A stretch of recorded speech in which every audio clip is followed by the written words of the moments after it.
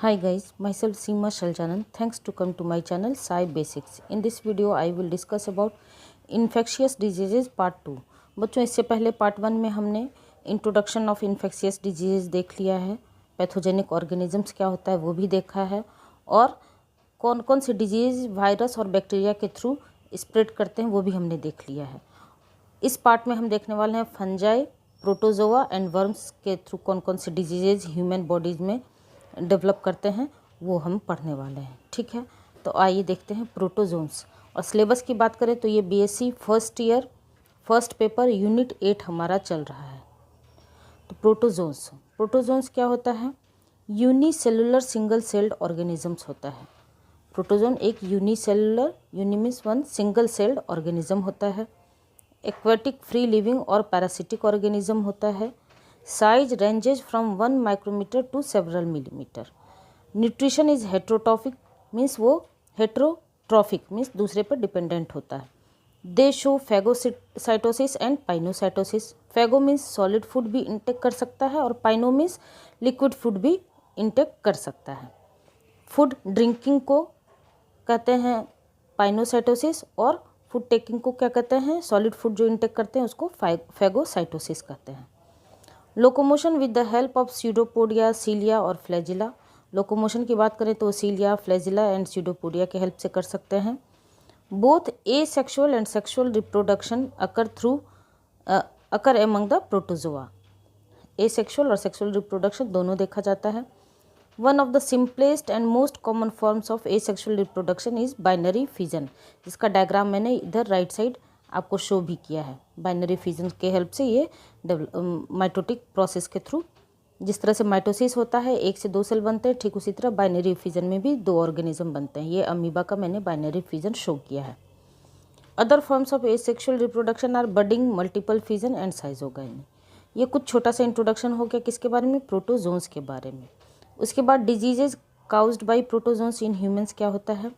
तो सबसे पहले नेम ऑफ प्रोटोजोन्स, प्लाज्मोडियम क्या फैलाता है? Malaria. Leishmania, leishmaniasis disease cause करता है। Trypanosoma brucei, African sleeping sickness शो डिजीज काउज करता है। एंट अमीबा हिस्टोलिटिका, ये क्या डिजीज काउज करता है? अमीबियासिस। एंड ट्रिपेनोसोमा क्रूजी कौन सा डिजीज काउज करता है? तो चगास डिजीज। ये कुछ इंपॉर्टेंट डिजीजेज हैं जो ह्यूमन में प्रोटोजोन्स के द्वारा फैलाए जाते हैं, ठीक है, इन्फेक्ट किए जाते हैं। उसके बाद हमें वर्म्स भी पढ़ना है, हेलमिन्स, और उसके बाद नेक्स्ट हमारा होगा फंजाई। तो वर्म्स क्या होता है? हेलमिन्स का नाम तो प्लेटीहेलमिन्थिस, एस्केहेलमिन्थिस आपने सुना होगा। प्रोटोजोआ, पोरीफेरा, सिलेंट्रेट्स, उसके आगे फिर ये सब फाइलम पाए जाते हैं।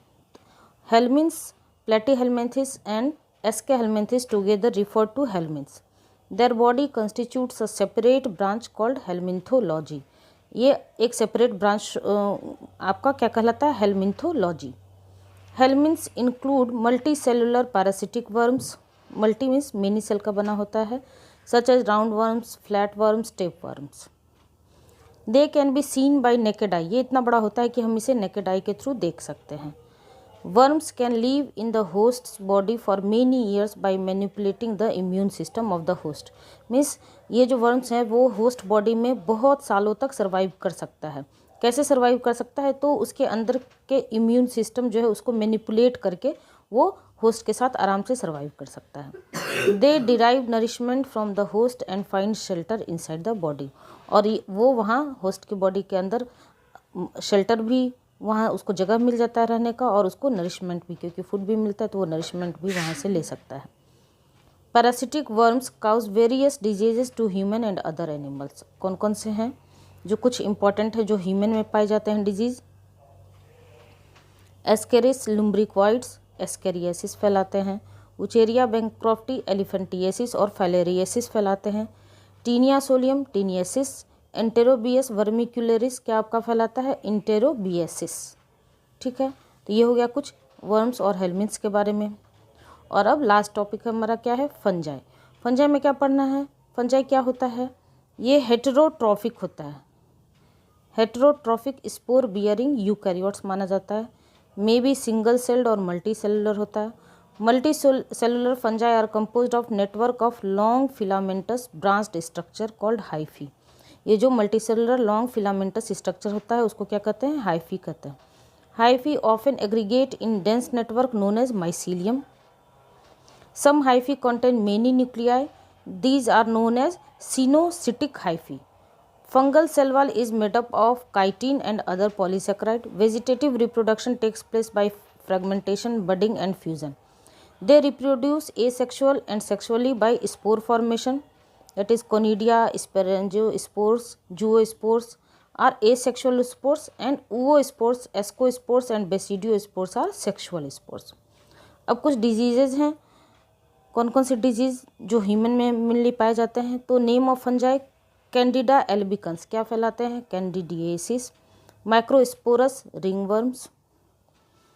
म्यूकोरमाइसिट्स म्यूकोरमाइकोसिस. Aspergillus aspergillosis. बच्चों मैंने पहले भी बताया ये थ्योरेटिकल क्वेश्चन है.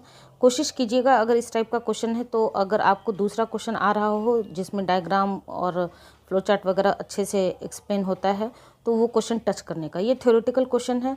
अगर आपका जैसे कि लॉन्ग क्वेश्चन में लॉन्ग आंसर टाइप में 2 आंसर लिखना होता है तो एक अगर आपको आ रहा हो और एक और दूसरा आंसर आ रहा हो तो आप दूसरा ही टच करिएगा, क्योंकि ये थ्योरेटिकल क्वेश्चन है. इसमें बहुत ज़्यादा मार्क्स नहीं उठने वाला है क्योंकि इसमें डायग्रामेटिक पोर्शन भी बहुत कम है और बिल्कुल थ्योरी टाइप से इसमें है.